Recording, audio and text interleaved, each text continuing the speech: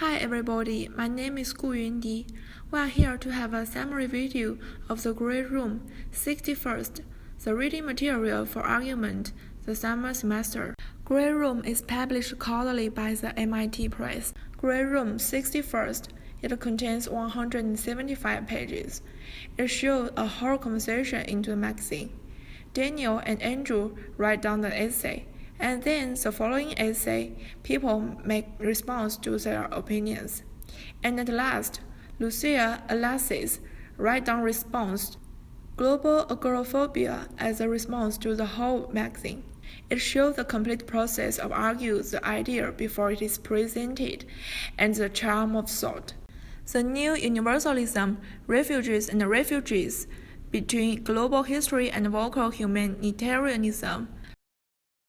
Erbil Citadel in Iraq, the historic city center in Erbil in Kurdistan region of Iraq. In 2006, refugees and families were removed from the citadel, as the UNESCO identified this place as the longest continuously inhabited site in the world. And in 2014, it was listed on the World Heritage List. Governments provide funds to the refugees, and they place themselves. Then the author mentioned two attitudes.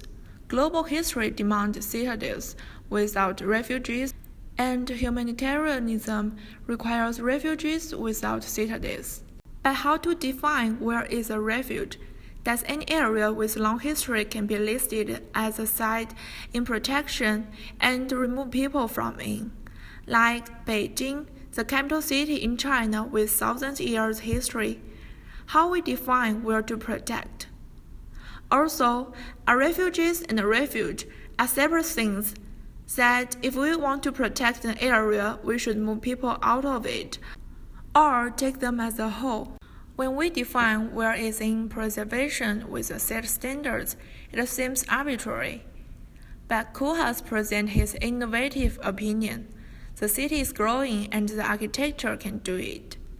In Beijing preservation, the most visionary approach to preservation would be to use it in a prospective rather than retrospective way, by declaring different areas of the city to be preserved for different periods of time. Instead of a temporal monolith, a permanent center, and ever-changing periphery, the city will be defined and enriched by phasing. Older and newer will share a permanent interface. New architecture will not limit its contributions to the periphery. Historic preservation is always thought of in terms of criteria, but forget about it. Let's just start preserving the stripe, like showing the environment of the preservation by creating very abstract line all the way through the city. It reminds me of his competition in France, 1991, La Défense. He thinks that, what happens if all architecture older than 25 years is scrapped? An entire territory is liberated as strategic reserve. The city can think of itself in terms of creative transformation. Omar looks at the ways to create ground for new architecture while still preserving the theater of progress. It will not subject everything in its way to its discipline, but will act as filter to absorb those entities whose right to survive is not contested. Another question we posed just now is about refuge and refugees. Refuge here can be considered as humanism, and refugees here can be considered as humanitarianism. Humanism is more related to a group of culture represented by buildings. It is human who center the world and who create buildings. But when to humanitarianism, it is not so related to the collective culture. It is more related to the particular, to the person, to the present human needs. So, the two ideas mentioned in the article, global history demands citadels without refugees, and humanitarianism requires refugees without citadels, can be simplified as, do we save people or do we save buildings? Like the very old question, is a painting even more valuable than a person? Is the architecture even more valuable than a person? Or should I make a choice forcefully between them? Look at Beijing again.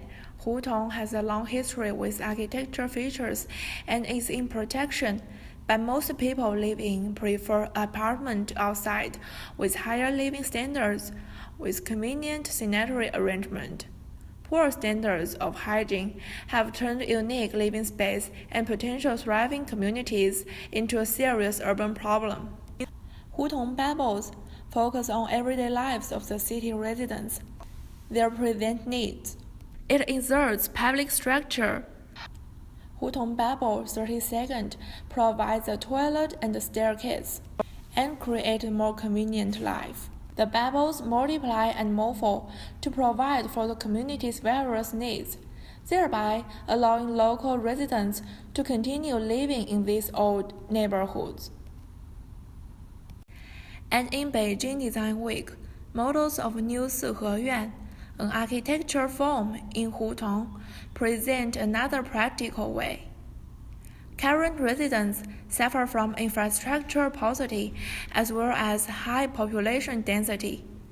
Housing supply was insufficient, and each courtyard lined by Siheyuan, originally occupied by a single family, was subdivided to accommodate 3 or 4. New Siheyuan redesigned the space for accommodation needs. When making balance between humanism and humanitarianism, for the architects and architecture organizations like UNESCO, we protect Hutong whether people living or not, because of the architectural value. But for the people who want to live in better conditions, they cannot destroy Hutong and quit. Or for the refugees living in Urbo, do they really want to live in Urbo or have a connection to Urbo itself? Attach them to Urbo, or they just want a place to live. But actually, people are gradually moving out from Hutong area. The living areas turn into restaurants, galleries, or creative offices. They were pushed from the center of the city naturally. Comparing push them from the center of the city, it is harder to make things connected. However, present life might be the history of future days.